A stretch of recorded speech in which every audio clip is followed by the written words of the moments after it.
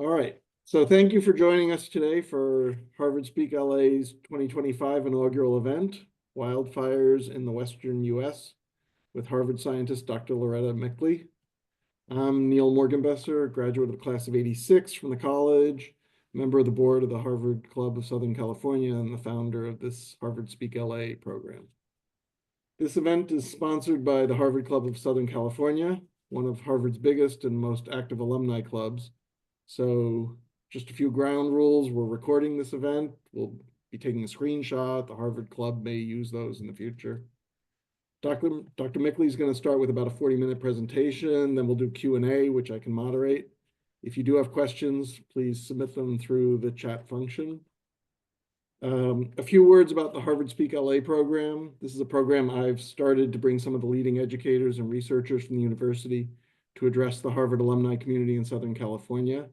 These events are all free to the members of the club, and we have a great roster of future events planned. We have Avi Loeb, professor and former chairman of Harvard's astronomy department, scheduled to speak on February 27th on evidence of extraterrestrial intelligence. And we have Professor Randall Kennedy from the law school, scheduled to speak on March 20th on his upcoming book, How We Overcame, Protest, Law, and the Demise of Jim Crow. We've also received commitments from psychology professor Steven Pinker, English professor Stephen Greenblatt, Kennedy School professor Tariq Masood, and a few others, and we'll be announcing those in the near future. But I think it's fitting we start the program this year with a topic that's on everyone's mind, and that's wildfires in the Western US with Dr. Loretta Mickley. Loretta Mickley is a senior research fellow at the John A. Paulson School of Engineering and Applied Sciences at Harvard University, and she co-leads the atmospheric chemistry modeling group at Harvard. Her research focuses on chemistry-climate interactions in the troposphere. She seeks to understand how short-lived gases and particles affect climate change and how climate in turn influences atmospheric composition. Some key topics include impacts of aerosol trends on regional climate, oxidation capacity and fire activity in pre-industrial and paleo atmospheres, effects of air pollution on human health, and of course, the effects of climate change on smog episodes and wildfires. Dr. Mickley received her PhD in geophysical sciences from the University of Chicago, and her research and publications are way too prodigious for me to list or even to try and summarize. We're excited to hear from her and see how well she can manage to address this group of Harvard alumni, ranging from presumably other scientists in the audience to people like yours truly who have very little background and a lot of eagerness, maybe to absorb whatever information she has to impart to us. With that, and with thanks to all of you for joining, and of course to Dr. Mickley for spending her evening with us tonight, I'll turn it over to Dr. Mickley for her to kick off her presentation. Hi, everyone. Before I start on my slides, I want to say I'm quite honored to be here, and I want to acknowledge that all of you on this call have become unwillingly, perhaps, real experts in wildfires in the recent weeks or years if you've lived in California for some time. I hope to shed new light on some issues for you. Okay, we'll start with my slides.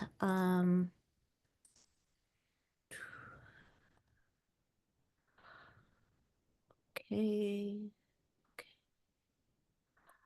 So, oops, one more. Here we go. Okay, so I'll be talking about wildfires and smoke in a changing climate. And I'll focus in particular on the Western US and Southern California. And I really want to acknowledge my colleagues and students and postdocs who are in a row at the bottom and are listed, whose full names are listed over on the right. The fire in the background did not take place in California, but in Nova Scotia in 2023. And you can see the prodigious amount of smoke billowing from that fire. So first I want to define what is an atmospheric chemist. We study particles and short-lived gases in the atmosphere, such as smog and smoke, surface ozone, And we use a mix of observations and models to understand how climate change affects the air we breathe. At the upper right, I show several different kinds of observations that we use: satellites, aircraft, field measurements, and also lab measurements. And then we put all this information into some kind of a model. This is our approach in our lab. Here's an example of a model, an atmospheric chemistry model that has been cut up into tiny grid squares, actually much smaller than what is shown here. Each grid box has emissions from fires or factories, and it has its own meteorology, its own weather. And winds can carry the emissions downwind to other grid boxes, and there can be chemistry happening, chemical reactions happening in the box at the same time, all the boxes all at once. So I'll be showing some results from modeling and also from observations. I want to say right up front, I'm not a policymaker. I'm not a urban planner. I'm an atmospheric chemist. And I work closely with epidemiologists to understand the health effects of these particles or gases. So you notice that that grid box had some fires in it, pumping up smoke. Wildfire has increased in North America in recent years. And I want to walk you through this plot that shows the area burned, the spatial extent of fires, wildfires in forests in the Western US. I'm going to use my cursor. The gray bars show the total area burned marching from 1985 to 2020. And this is the axis label that describes this increase. And then the colored curves are different kinds of wildfires, and they're described by the axis over here. So different magnitudes. The dark green shows how area burned has changed in wilderness forests. The yellow shows how fires have changed in something called the wildland-urban interface, which you'll hear me talking about elsewhere in this talk. It's where humans and wildlands intermix. And then the light green is everything else. And you can see first, there does seem to be a remarkable increase from the first 20 years or so, 15 years, to the last 20 years. You also see a lot of interannual variability. I'll be talking about what drives that, these spikes and valleys later. Questions we have are what drives this increase. Because we're atmospheric chemists, we want to know, what does the increase in fire activity mean for smoke exposure and health, and how will fires evolve over the coming decades? And there are a number of reasons for this increase, but they're challenging to sort out. The first reason, which all of you are probably aware of, is climate change. Warming temperatures dry out vegetation, and they provide fuel for fires. This is a plot showing temperature above a baseline level, marching from 1940 to 2023, actually 2024. And you can see that the two most recent years are the warmest years in the historical record. This plot over on the right shows the anomalous warming in 2020, which was a big fire year in California, in the West, actually, relative to a couple previous decades. And again, you see a lot of warming in California, but also really strong warming in Siberia. We use the metric scale of Celsius. You can double that approximately to get Fahrenheit. But there are other reasons that I'll be talking about. Legacy of fire suppression. I'll talk about that in the next slide. Natural variability, maybe this is just a warm time. And then also the population growth in this wildland urban interface leading to more ignitions. And there's California. So much of the Western US is experiencing what we call a fire deficit. And it's the legacy of fire suppression during the 20th century that may have led to a greater accumulation of fuel and then more wildfires later. So here's an old Smokey the Bear poster that some of you may remember from your childhood when we were encouraged, put out all fires. And in fact, there was something called the 10 a.m. rule, in which the Forest Service actually tried hard to put out all fires by 10 a.m. the following morning. But the problem was during the 20th century, that led to an accumulation of forest fuel and a deficit in fire, the fire deficit, which in turn gives a lot of fuel for catastrophic fires in the 21st century. We can see the legacy of this in the Yosemite, 1892, in this old photograph. We see some sparse vegetation, lots of trees, but also sparseness, totally filled in by 2011. And this is a marker of how the landscape in much of the West has changed. However, characteristics of wildfire activity in Southern California are very different. Chaparral and coastal shrublands typically experience infrequent but very intense fires. The natural fire return interval is 30 to over 100 years. So you would have a very occasional lightning strike, big fires, and then nothing for decades. This is a plot that shows, again, area burned by wildfires in Central and Southern California. Burned area going from 1992 to 2020.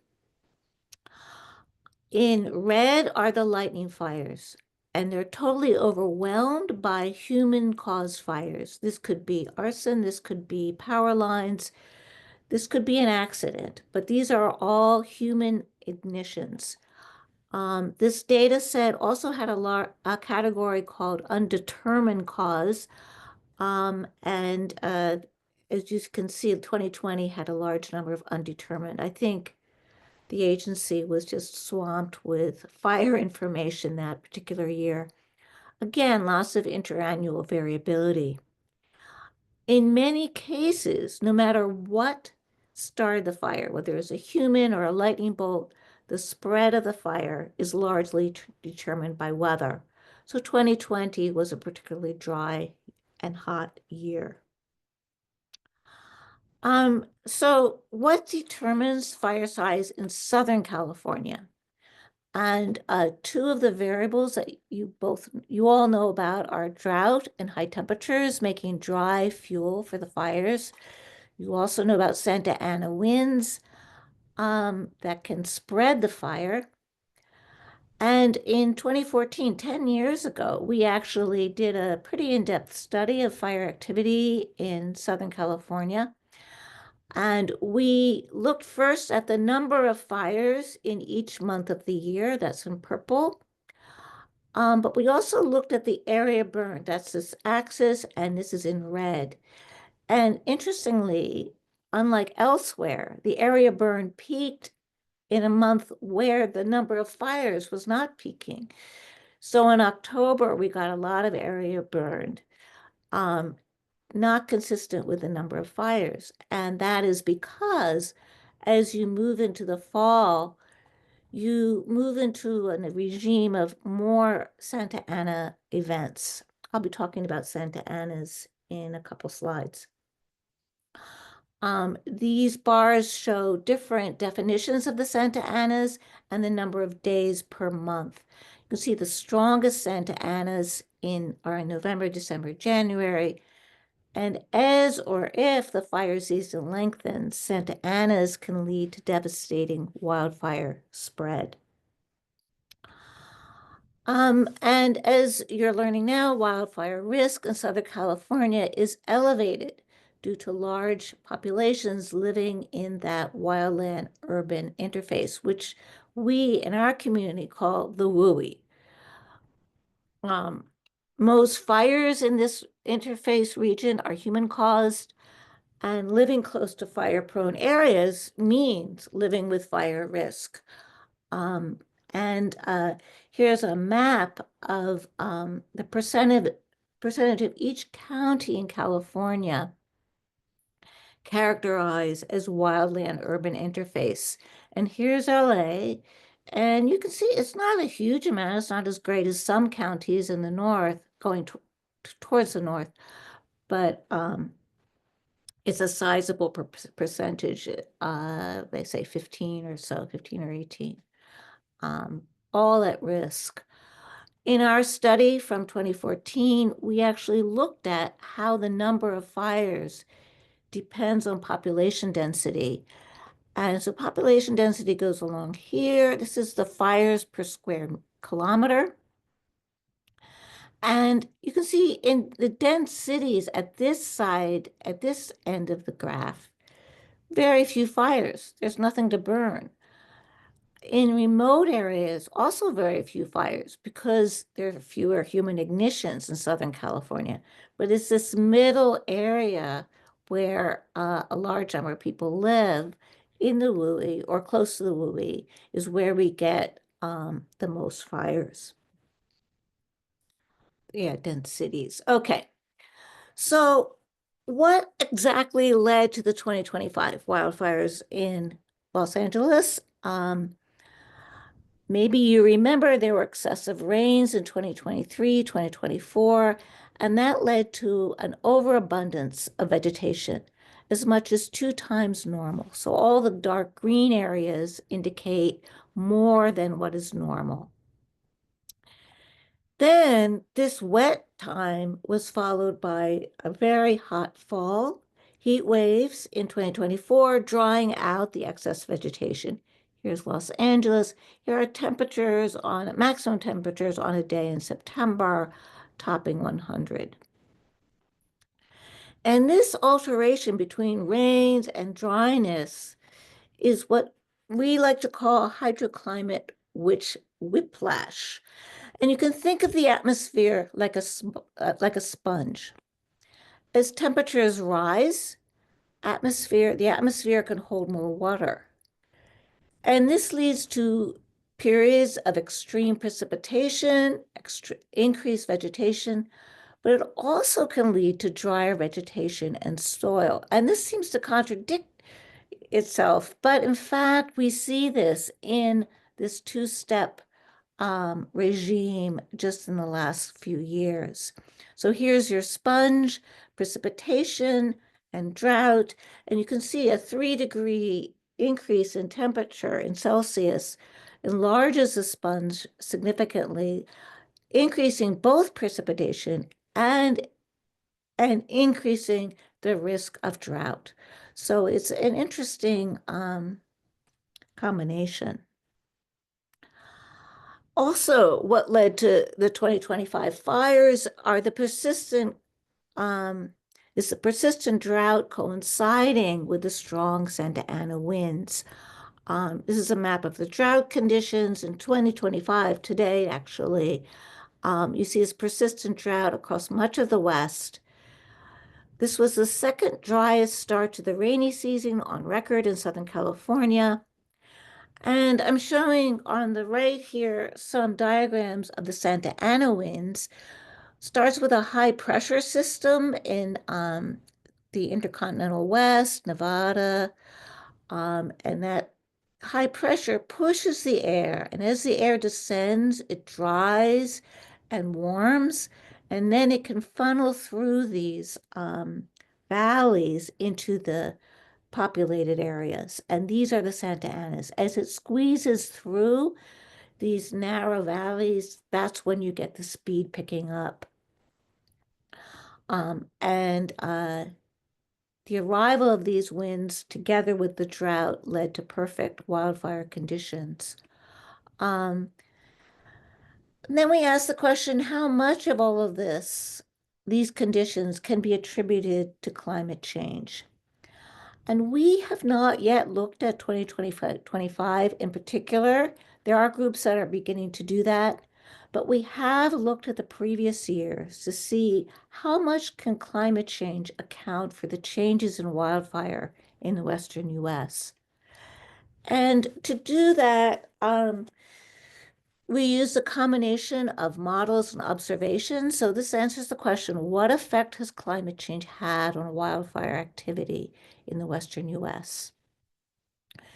We started with observed meteorology and area burned and tried to figure out the relationships between meteorology and area burned using different kinds of statistical models or machine learning.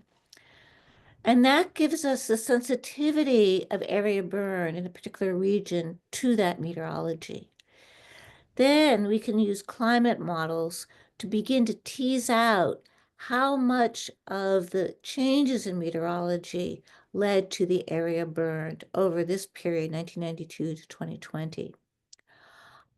We divided the West into ecoregions. They're kind of funny looking because an ecoregion doesn't follow state boundaries. As you can see, here's your region, number 2, Mediterranean, California. And we built these models separately for lightning and human-caused wildfires in each region. And then we relied on an ensemble of climate models, not just one, to calculate the climate signal in meteorology during this time period. And I'm just going to jump to the results of this study that is now in review.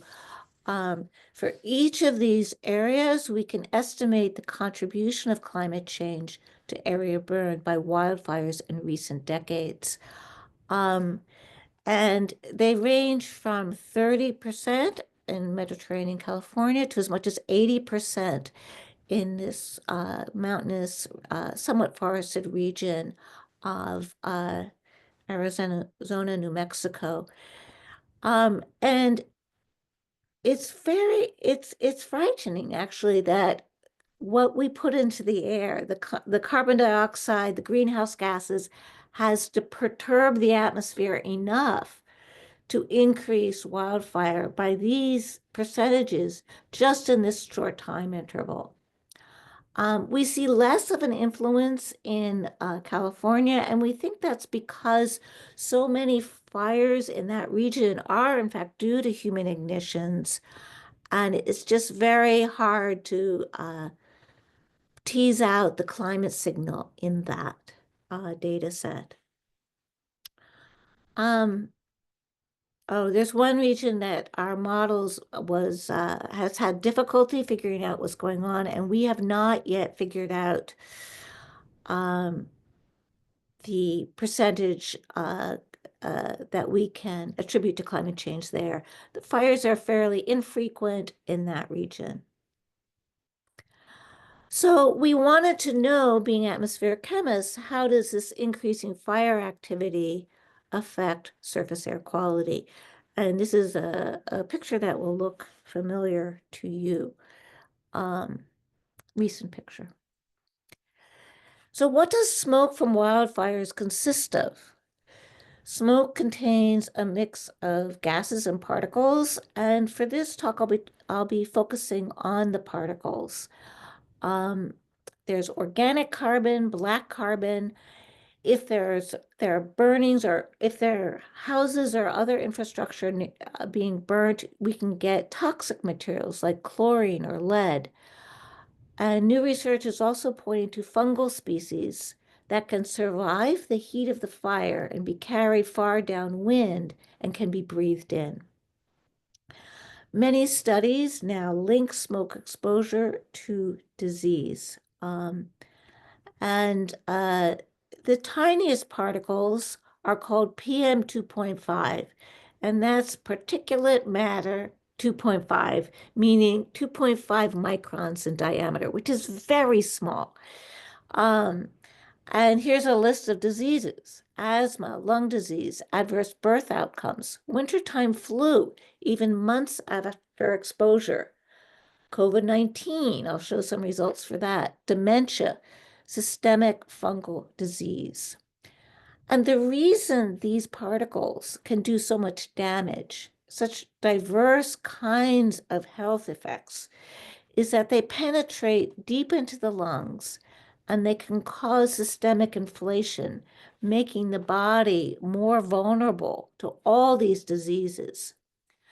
And sometimes these diseases, or most frequently, these diseases do not show up immediately. They may be exacerbated by smoke exposure weeks or even months before. Um, and my phone is ringing and I'm going to ignore it. And exposure is worse for people who work outside or who do not have air conditioning or air filters in their homes. I'm showing here a hotshot crew being exposed to lots of smoke. And then, of course, the farm workers in the fields in 2020 having to work in the smoke. Now I'll turn to a couple studies that we did or contributed to. Smoke PM 2.5 may be worse for human health than urban PM 2.5. This is emerging research, but I'll give you some examples. Smoke contains something called humic-like substances and other components that can generate very reactive oxygen species in the body. So very reactive, that can set up that systemic inflammation. And we contributed to a study in Australia looking at how breathing smoke could contribute to adverse birth outcomes. And these are, you can think of them as graphs of risk. And plotted along these axes are the number of days between the birth and the exposure. So think of this as going back in time. So the mother experienced birth 25 days before, 15 days, 10 days before, and 0 is the day the child or children were born. And the risk is determined by a certain ratio. If it's above 1, more likely to have whatever health effect you're looking into, less likely below this line here, these horizontal lines.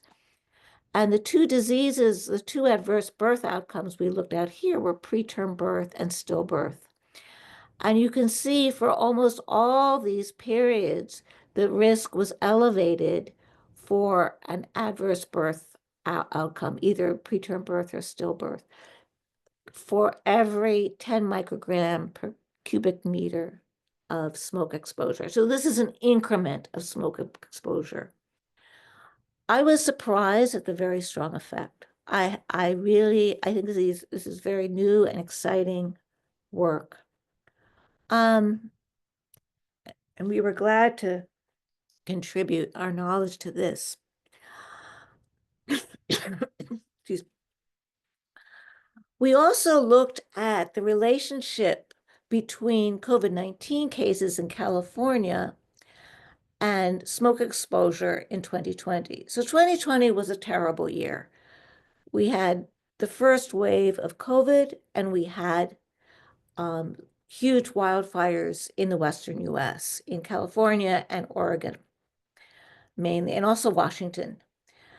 And what we wanted to do was look at all the counties from in California, Washington, and Oregon. They're all lined up here. And for every incremental increase in PM 2.5, sustained over almost a month, we wanted to see how COVID-19 responded. Were there more cases or less cases? Maybe people stayed inside on smoky days, or maybe their lungs were irritated, inflamed by the exposure to smoke, making them more vulnerable. So for every county, we saw a range of effects on COVID-19 incidents, and Some counties actually saw not much effect at all. In fact, they saw lower rates of COVID during the smoky days. Los Angeles was among them. Other counties saw big increases, but overall, most of the counties did show increases. And we did find that for a certain incremental increase in smoke, we found a 12% increase in COVID-19 cases. And given the huge numbers of COVID-19, that's a lot of cases. Again, we think we trace this to the inflammation in the lungs. So you may ask, well, the US has really cleaned up air in recent decades. How much does smoke really matter? I mean, we had the Clean Air Act that really worked to preserve the clean air of the past. So a number of research groups have looked at this, and its data is readily available. There are air quality monitors throughout the US recording how much PM 2.5 there is. And in this study, the scientists divided up the US into a number of regions. And in the eastern US and Midwest, you see this steady decline in PM 2.5 levels from 2000 to about 2015. It's really remarkable. If you look at the numbers, it's about half. In these cases, the air pollution is being halved in this time period. There's a leveling off after 2015. We'll see if we can do more to clean the air there. However, in the western US and to some extent the northern Rockies, we see a different story. It's northwest, west, southwest. We see also that decrease from 2000 to 2015, and then we see a reversal. We see increased PM 2.5. We also see a lot of interannual variability, a lot of spikes and valleys, and that is due to wildfires. And the wildfires are really changing the air quality in these regions. Now, wildfires can also affect air quality many miles away from the source. I talked recently to someone from CAL FIRE, and he was concerned about very local effects of wildfires on smoke exposure. But there is some transport of the smoke by wind to populations far away, somewhat far away.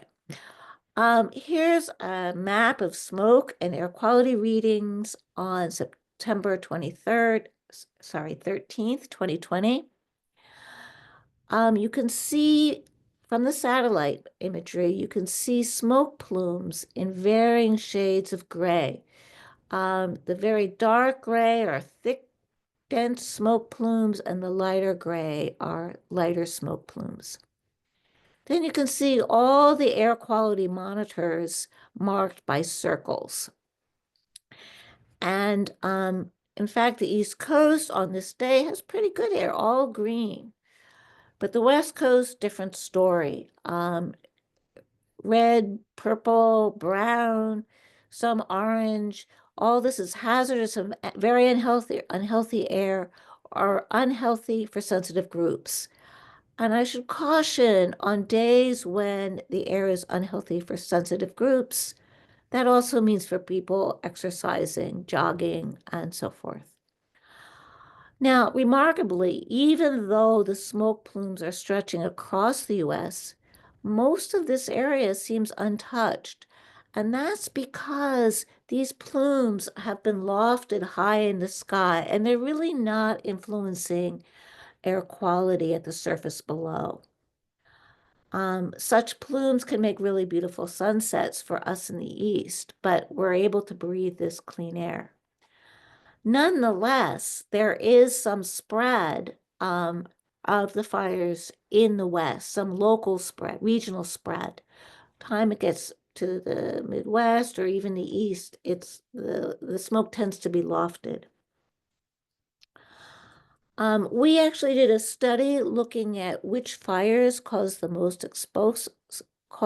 smoke exposure for people. We wanted to see which fires in several years, this shows 2020, had the most influence for the most people. And each grid square represents a different fire, each colored grid square. And the red shows those grid squares that where the fires affected the most people, not just in the grid square, but in the surrounding area with smoke exposure. Los Angeles pokes up as well. And that's in part because the reason why they're all hugging the West Coast, there's so many people here. So many people are vulnerable to the smoke exposure here. This Northern California, Oregon, they're also very heavily forested, so more fuel can burn, generating more smoke. In contrast, in Arizona, for example, you see lighter colors. Fewer people are being affected by the smoke. It's not just because population is less, but also because these tend to be grass fires generating less smoke. There's less fuel. These black dots are large prescribed fires. I'll be talking about prescribed fires later in the talk. Okay. We went a step further and we estimated smoke exposure from fires in the Western US and how many people are actually dying from them. And these deaths may not occur immediately, but in the 1 year aftermath. These are people who are probably vulnerable to any other kinds of diseases, and the smoke just adds another stressor upon them. And this is an estimate. This is not based on actual hospital data, but it relies on statistics, very well done statistics that relate PM 2.5 exposure to mortality. I could talk a long time about what went into this, but let's just talk about what this plot shows. By the way, this work was done by Karina Chung, who is a Harvard undergrad and is currently in progress. And we will be submitting for a paper very soon. So Karina cut up the US into a number of regions, and she found that deaths were marching from 2003 to 2021, big number of deaths in 2020 when the Mammoth fires took place. Most of those deaths occurred in either this, which we're calling the Southwest US or Northwest US. Some of the deaths in 2020 also occurred in the Rocky Mountains, but very few deaths occurred in our calculation outside this Western US. And these results, I should say, are controversial. Some people look at the satellite data of plumes and they say, oh, no, there's a greater impact outside the West. But we disagree, and we hope to have this paper published soon. Nonetheless, this is a huge number of people dying from smoke exposure. And I apologize for this typo. This should be about 40,000 excess deaths, not 50. And so we see more deaths in recent years. Okay. And further, my postdoc Shu Fang has found that of the smoke that's being generated, about 40 to 80% of that smoke exposure can be attributed to climate change. That's in certain regions of Northern California and Oregon. So let me walk you through these plots. Plot on the left shows the annual mean smoke concentration for these years, 2010 to 2020. High concentrations in Northern California into Oregon. This is the percent due to climate change. Again, highest in California and Oregon. Here's the 40 to 80% that I stayed up at the top of the slide. And the percent due to natural variability is smaller. So there's a combination of climate change and just natural variability contributing to smoke. But a lot of it is coming from climate change. Okay, so let's see what comes next. Right. Okay. Unfortunately, we predict continued increases in wildfire activity in Southern California. Again, I'm going to turn back to work published in 2014, when there wasn't much work on wildfires being done at the time, but we forged ahead at that time. And we found a lengthening of the fire season coinciding with Santa Ana's by the 2050s. And this is exactly what we saw in 2025, a lengthened fire season. We also saw a doubling of area burned by the 2050s compared to the present day in Southern California. And I should define Southern California here. This shows each little dot, tiny dot here, very dense, shows wildfires in this long ago time of 1980, 2009. This is the area we focused on for our 2014 study. Interestingly, we found an increased risk of extreme fire years in the 2050s, with 9 to 16 extreme years out of 20 years in this future decade. And here we define extreme fire season as more than 25,000 acres burned. This year so far, 58,000 acres have burned.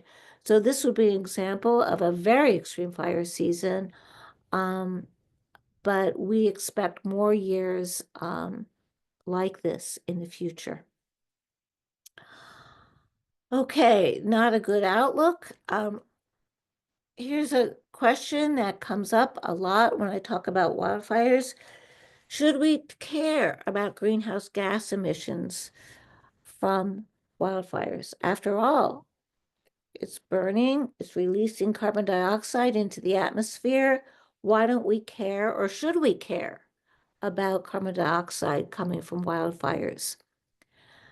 And for many years, fire ecologists would respond, well, much of what burns, it'll be eventually taken up as vegetation regrows. So it may take a while. So the really large fires in Canada in 2023, it'll take decades for the vegetation to regrow. However, there are two important caveats that are emerging now. Fires can burn peatlands and thaw permafrost, releasing carbon that has been stored for millennia. This is not going to happen so much in California, but can certainly happen in Canada and Siberia. There is some peat in California, but much less. And a second threat can be, has been determined. Under climate change regime, new growth, new vegetation may store less carbon than what originally burned. So there's a very important study came out in 2023 looking at the Sierra Nevada. So here's the elbow of California. These are Sierra Nevadas. And the regions in red show where the vegetation no longer matches the climate conditions. If these regions burn, what replaces them will not be the same because the climate has warmed so much that the same robust growth cannot return. And that leaves that carbon dioxide in the atmosphere. A new term has arisen, zombie forests, describing those forests where, in fact, the vegetation, the trees, no longer can grow in the new climate regime. And this is very very disconcerting, that some of these wonderful forests will be lost forever. So accounting for these perturbations, the peatlands, the permafrost, the zombie forests, accounting for these perturbations to the long-term carbon budget really matters. Land managers want to ensure that wildfires do not impede progress toward net zero, what's called net zero greenhouse gas emissions. So I'm nearing the end of my talk. What can we do about this? What can we do about the wildfires, the increases, the smoke exposure? What can be done? Now, in much of the Western US, prescribed fires are great. They clear out the underbrush and they limit the risk of future catastrophic fires. Indigenous peoples practice cultural burning for centuries. This is a really important part of their culture to have these fires. And I was talking to an EPA scientist about some of our work, and he said the biggest policy issue on the table now is prescribed fire.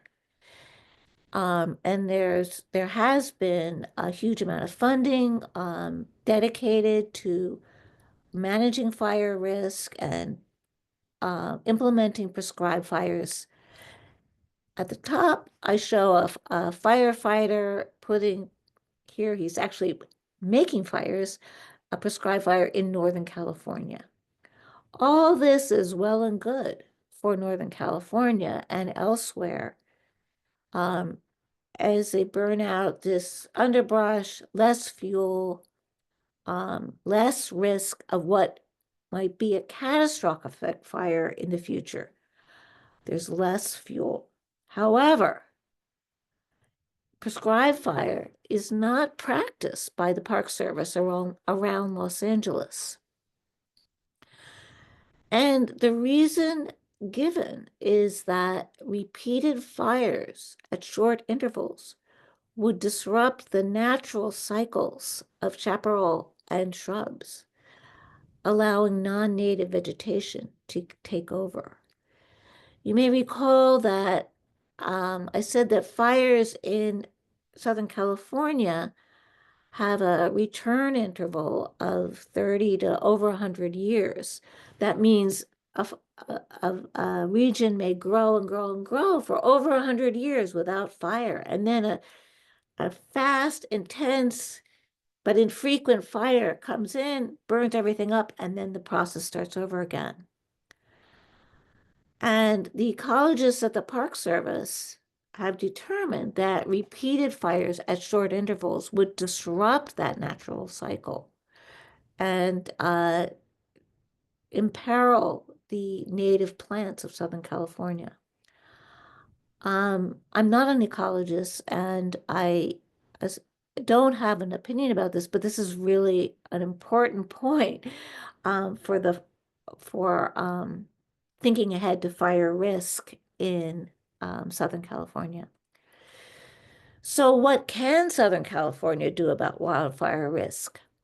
And I have three simple ideas, and I'll leave it to the policymakers and urban planners to move further. Of course, build or rebuild wisely, whatever that means to your community. The second, minimize exposure to smoky air as much as possible. Stay indoors, escape, turn on an air filter, stay away from toxic burnt material. And then the third is difficult on an individual basis, shrink carbon footprints.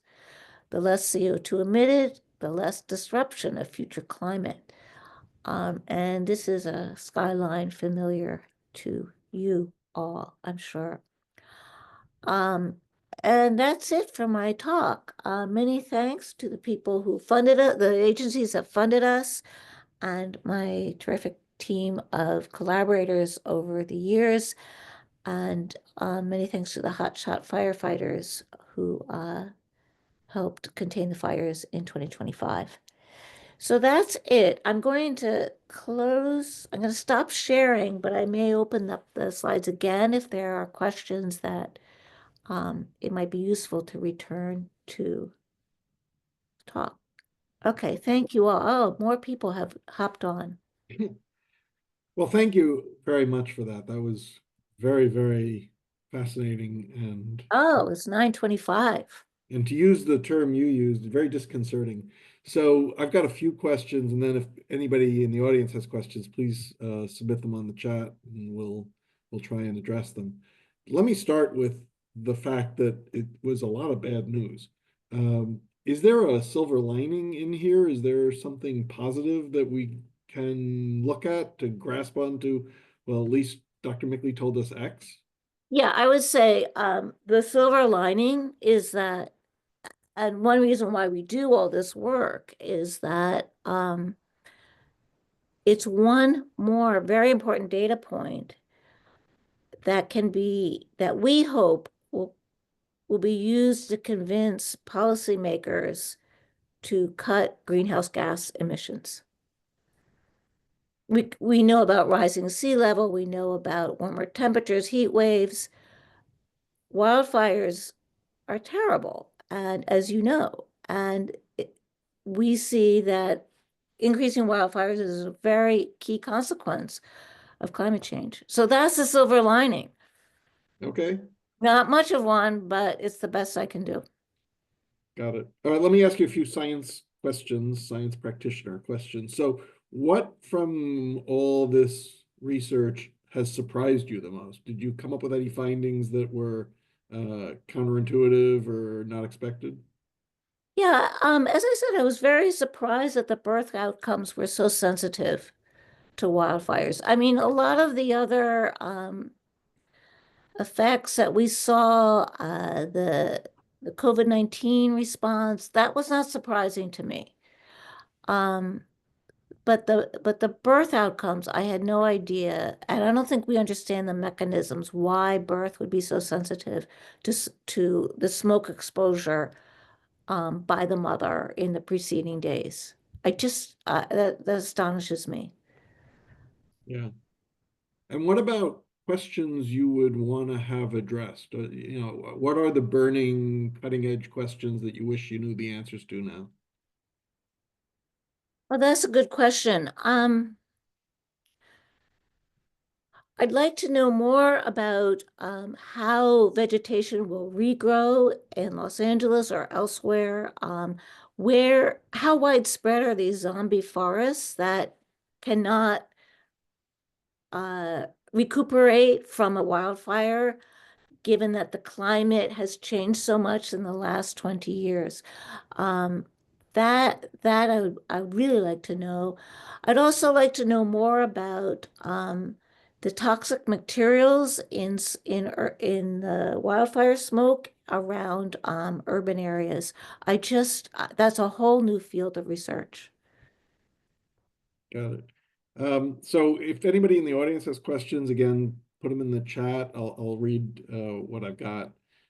Julie asks, is the air quality safe to breathe for the average user, even if the AQI says it's good or moderate? How about drinking water? Oh, uh, yes. If the AQI is green, that's good. You're good to go. Um, there may be some effects, and my colleague Joel Schwartz, the School of Public Health, would say no PM is good for you. I mean, just like he would say, the cleaner the better, but I think we have to live our lives, and green is good.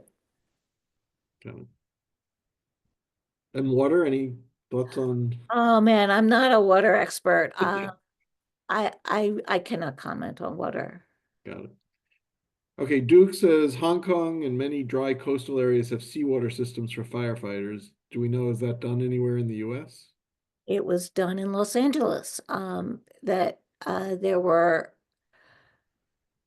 I don't know how they did this, but they certainly pulled water with helicopters, but I don't know that they could use seawater in hydrants. I don't know what that it might corrode the pipes or something. I don't know. No, But certainly for putting out, for bringing water ferried by helicopters, seawater was used. okay. Tim Schneider asks, I've heard AQI doesn't measure for ash in the air. Is that right? Is that a problem? Ash is a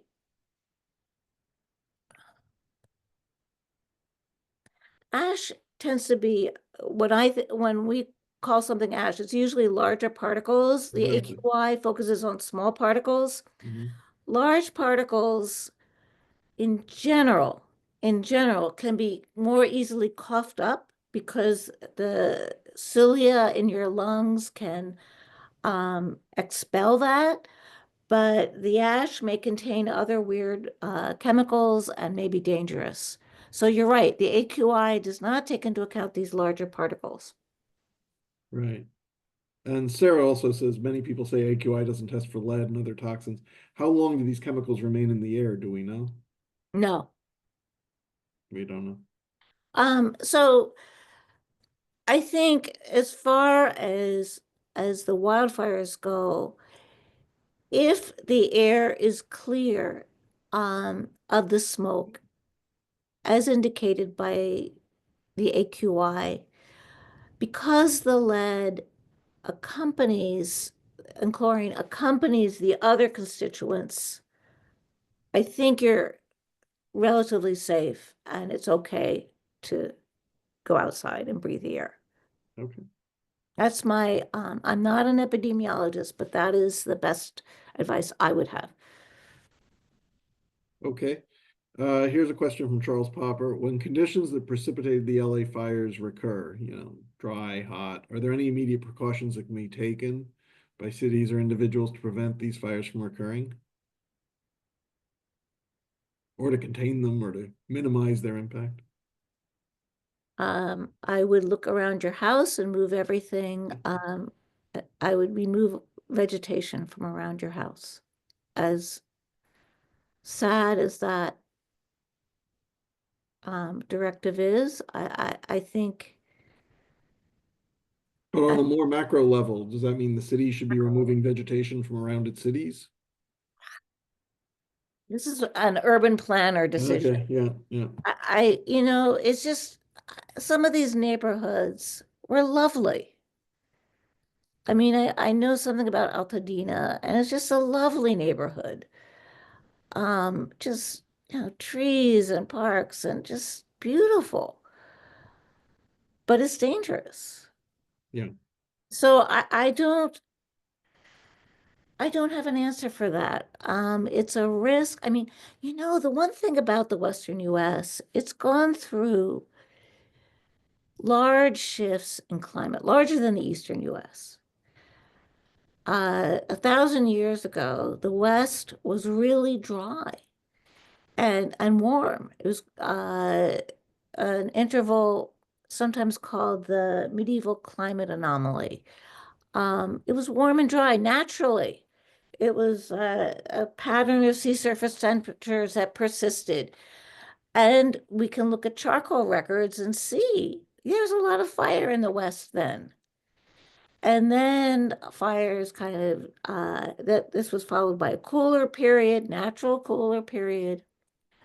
What's happening now is that humans are generating an unnatural warming period, and the fires are accelerating again. Um, it's yeah, the West is not always hospitable. It doesn't always, um, you know, in the 1800s, there were intervals of drought and intervals of plentiful rain. And during the intervals of plentiful rain, there was a lot of push. Oh, move west. It's so beautiful out here.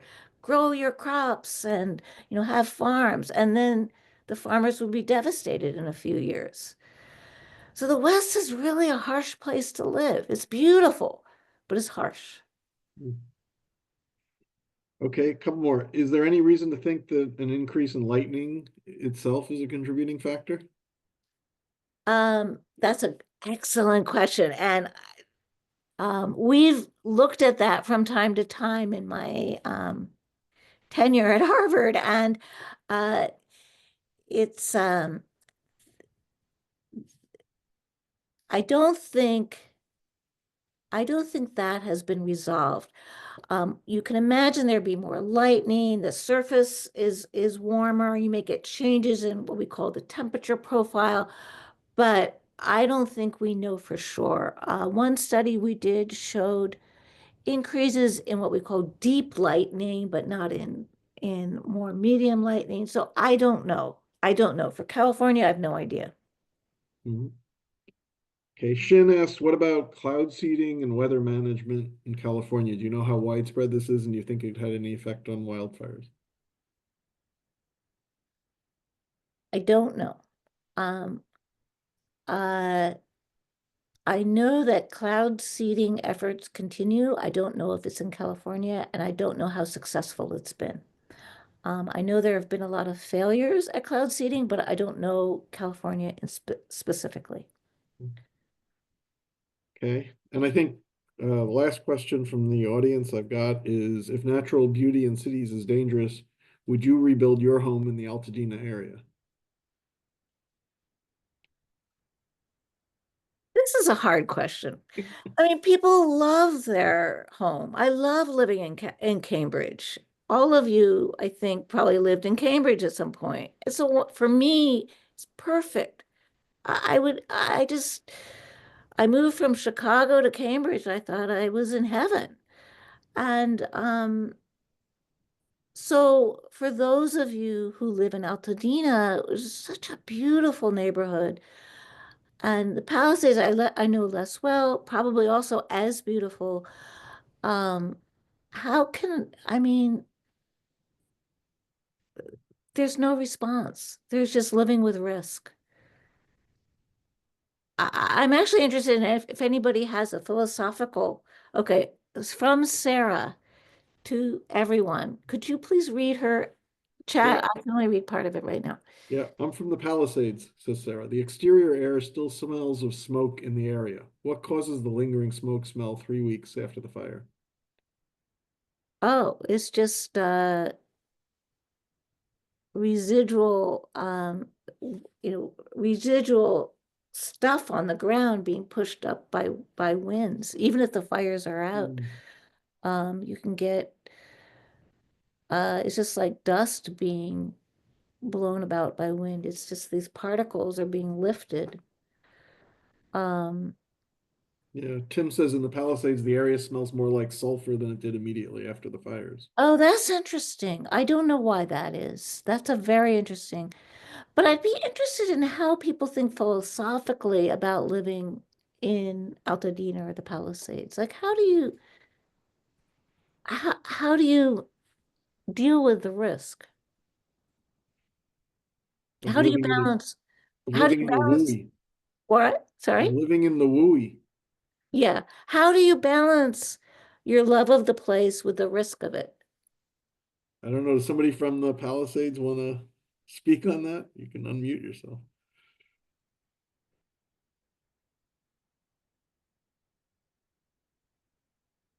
I don't know. We left, says Sarah. Yeah.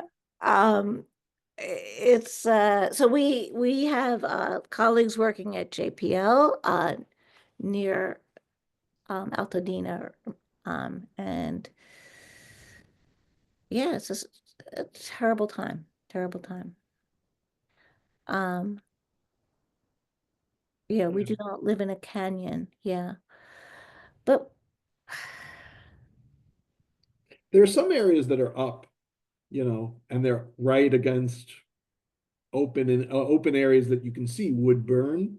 But mhm, then there are going to be other areas that feel very, very suburban. And you wouldn't think that they're going to be hit by fires. The fire has to really get into what feels like a suburban area. And so you feel not at risk, I think, in those areas. okay, okay. Yeah. Karen, did you want to unmute?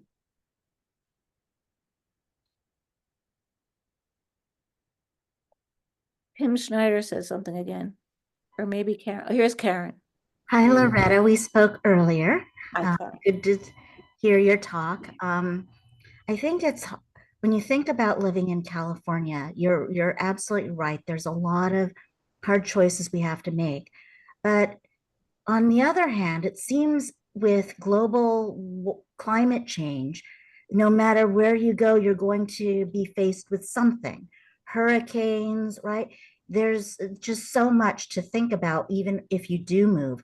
So if you love California, it's almost like, okay, well, you've got the earthquakes, you've got the wildfires, you've got rising costs and taxes, rising home costs. So there's a lot to think about in living in California, even if you love it so much. So you now you're talking about what's going on with the smoke. And I'm looking at that picture of the US and I'm thinking, yeah, maybe we should all move to the East Coast so we're breathing the clean air.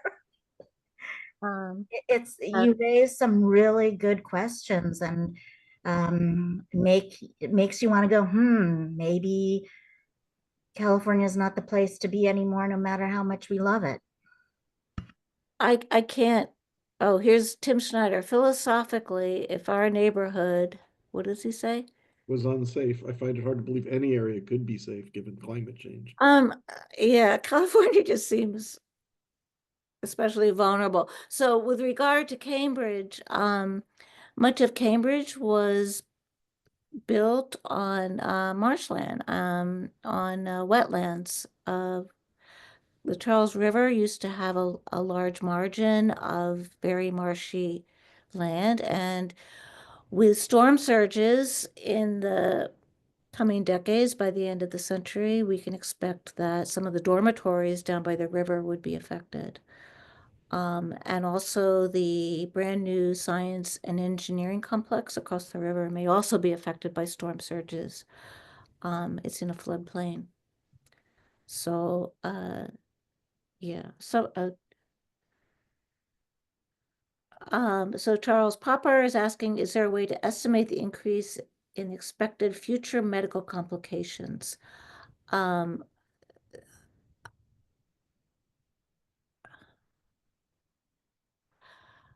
we could do that. We could do that. That would be possible to, with our extrapolations, to be able to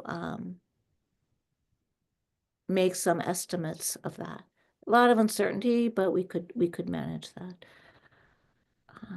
Yeah. All right. Um, Well, I think on behalf of everybody, I could say this has been a fantastic presentation. I really want to thank you. yeah, no, this is a lot of fun. Yeah, I Yeah. learned a lot. We Okay. learned a lot. I'm not sure if you did, No, but I did learn some things. Anyway, thank you. Thank you all for your great attention. Okay. All right. Well, good luck. And yeah, if you still smell smoke, I wouldn't go running outside. Okay. All right. Thanks, everyone. fantastic. Thank you, everybody, for attending, and thank you, Dr. Mickley, for doing this. We really appreciate it. All right. Bye-bye. Everybody have a good night.